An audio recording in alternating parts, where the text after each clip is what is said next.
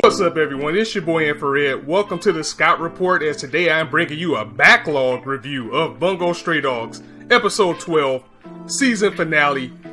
And overall, it was a very solid episode, but it was more along the lines of a placeholder episode, just to let you know that all is well for now, but things will resume later, as fear not, Bungo Stray Dogs will be returning in the fall. So this episode was a nice bridge and a nice transition and set things up for what we're looking forward to in the future with this series. So with that being said, let's get down to the breakdown of what happened. So first and foremost, we start off with Atsushi finding out that Kyoka is going to be his roommate, and this was done by the order of Dazai, who wants to keep her protected from Port Mafia. And it kind of gives Atsushi a little bit something to do, as he can probably notice that the two have a little something going on together. So he says, this is your roommate now, keep her safe from Port Mafia. However, Dazai is not out of the fire yet, as Kunekino orders him to go ahead and write a report about what happened with him being captured by Port Mafia. Of course, Dazai, being the beast that he is, that's busy work for him. He's like, I'm not doing that. Atsushi, go ahead and write this report for me. So as he pushes that task to the side, we see that he starts to explain to everyone what he found when he was captured by Port Mafia, and it is that the people that funded Port Mafia, the bounty that was put on Atsushi's head as the Were-Tiger, was put in place by an American guild American organization by the name of the Guild.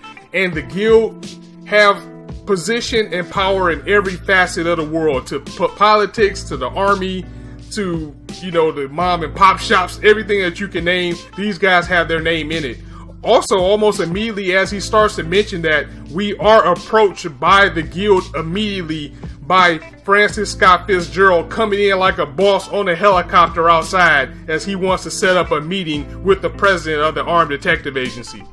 So at the meeting with Francis and the president of the Armed Detective Agency, a meeting goes down and Francis is loaded. This guy's money is not an issue to him. So he admits that yes, he was the person that funded to have the Were-Tiger brought in. However, he says that if he would have known that Port Mafia was so incompetent, he probably would have went elsewhere with his work. As a gesture of apology to him, he offers to just straight up buy the Armed Detective Agency building from the president. I'm sorry. These guys messed up. Just let me give you a bundle of money and you give me your building. Let me go ahead and take that off your hands. It seems like that at first, but he reveals that his true meaning for wanting to buy the building is not for the Armed Detective Agency themselves or their members, but for the permit that comes with being this organization, as it seems to be very rare and very priceless, as the president actually denies to sell the permit to Fitzgerald, as it must be something that he just doesn't have in his collection, because this guy even takes off his rollie and says, take this watch, let me sweeten the deal, it has a lot of ice in it, you know what you can do with this watch? Again, the president does deny to do so, as he says this building, the people in it are very important to him, his license and his craft is important to him, and this building, this profession, and everything that he has was passed down to him for someone before him, so he doesn't want to tarnish that name. He refuses to sell over to Fitzgerald, and he dismisses him. Of course, being rich, and when rich people don't get their way, they're going to do whatever they can to make sure that mean comes to an end, as he threatens the Armed Detective Agency by telling them, okay, so since you refuse my deal, just watch TV tomorrow and see what's going to happen when you cross me. We get to not even to the next day yet, as they're making their way out, it is Fitzgerald, it was another gentleman, and there was a little girl with red hair and braces on the elevator with Kenji as she compliments his hat. Once they get off the elevator, we see that Kenji doesn't have his hat anymore, as he just vanished, as Fitzgerald's already started his plan by kidnapping members of the agency. Also, we see the next day in the news that he has made the Port Mafia building almost vanish completely. And this is being done by the little girl whose name is Lucy Maud Montgomery. Again, another author, I believe she's Canadian. She's able to trap people into like a dimensional game of hide and seek with herself and a monster trapped inside of this world. And you have to play hide and seek with the monster. there's a set of people that are trapped in a room on one side, and there's an exit door on the other side. As Atsushi and Tanizaki goes to investigate, and they're trapped by her as well. You find out that if you go out through one door, you can escape the game. You have that option. However, you will lose all your memories, and if you're caught, you're going to be trapped in a room with everyone else. So our game of hide and seek begins to go. As also, in addition to Atsushi and Tanizaki, there's also another man on the street who was also captured as well. He's a physician, and he's saying he's looking for a little girl by the name of Elise. And big ups to Atsushi as well, as he's getting better and better as a character, not only with his Were-Tiger's ability, which allowed him to hold his own in his hide and seek game. He also points out that Tanizaki may be able to fool her a little bit with his light shadow ability. However, he is caught almost immediately by the monster and pulled into the room, as Atsushi is now on the run using the Were-Tiger ability to get away from this monster. Another thing that I noticed, just like Annie, is something that she's mentioned, is that orphans are really big in Bungo Stray Dogs, which might have something to do with the name of the title as well, as we find out that Annie is also an orphan, just like Atsushi, just like Kyoka, just like Akutagawa, and if she doesn't pass this mission, if she doesn't come back successful, she has that same fear of isolation and being cast out by Fitzgerald as everyone else had in the series. So with that being said, she's trying her best to catch Atsushi. To one point, he even contemplating on trying to escape himself. However, the man who is a physician actually grabs him with a ribbon and pulls him back and says, look, everybody that's trapped in that other room has gave them lives or their abilities or whatever to make sure that you can be safe right now. So it's your job to take care of them. Don't abandon them. Don't run away and give up your memories. As he gets the resolve to continue. And we find out that all along that Tanizaki did have light shadow going, and he made a fake door. So they were able to switch the ties on Annie.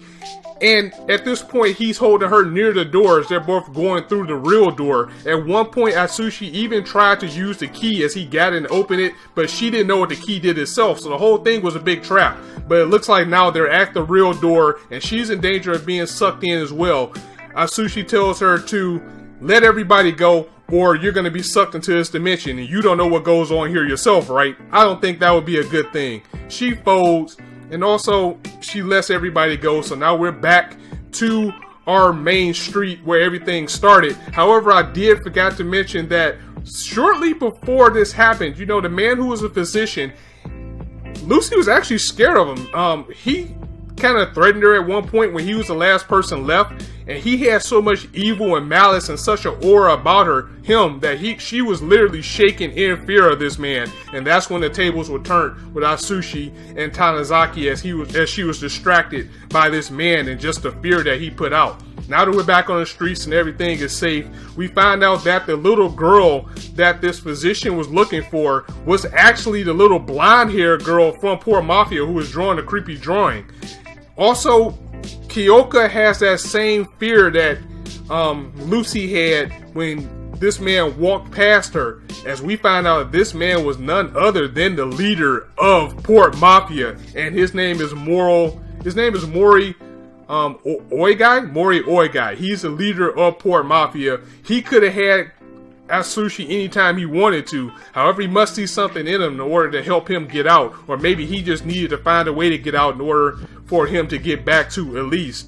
So yeah, that was the episode in a nutshell. As we see Mori going towards Port Mafia, we see Chuya, we see the Black Lizard, as they have also killed an assassin of the guild as they make their move, as he declares war on the guild from here. And that ends our episode. Again, this was more of a bridge episode, just to slow things down, kind of wrap things up for the finale. But fear not, because Bungo Stray Dogs will be back in the fall. And we got to know a little bit more about Port Mafia, as not only we have the guild to worry about now, we also have Port Mafia, who seems to be more stronger, more determined to make their move on things. And if the Armed Detective Agency happens to get in the way of that battle, it's just not going to be good for anyone. So with that being said, now I can give you my overall review of Bungo Stray Dogs. And what would I give it? I'd give it an 8. I'll give it an 8. It was a very solid series. I suggest that everyone watch it. However, some of the shortcomings that came along with is there's some characters that didn't get any time at all or very little time, or maybe they came in too late. Like how we got introduced to Kenji at the very episode before the finale. That was a little bit too late to be trying to introduce a character. Then you had characters like Rampo, who was introduced very early and you didn't see him again. And then there was times that Dazai didn't even show up. So it seems like they kind of did a little bit of a sloppy job with juggling the characters. At least it feels that way to me. Also, it seems to me like it took a little bit too long for the series to establish its flow. People who read the manga already knew what to expect, but the way they were selling this show, at least again, this is in my opinion, is that it was going to be this super serious show, and we got a whole bunch of jokes and games until like episode 5. Then it went back to being silly again. It wasn't until it got on the rails and I knew what to expect from this show, and it really started to draw me in around episode 6 or 7 to the point where I accepted that this is going to be a show similar like Trigun, where it can go up and down with the type of tone that it has. You can have straight up comedy at one moment, and then by the end of the episode, it's dire straits and it's straight up serious. And that's not a bad thing. It's just, again, in my opinion, just felt like the series was missold. But I'm glad I stuck with it. I'm glad I stayed with it, as it was one of the most enjoyable animes of the season. So again, as a final grade, I would give it an 8. Definitely recommend that you guys watch it. Definitely get back on it when it comes back in the fall, because manga readers are saying this is where the fun really begins. Much like Boku no Hero, where season 2 is going to be the tip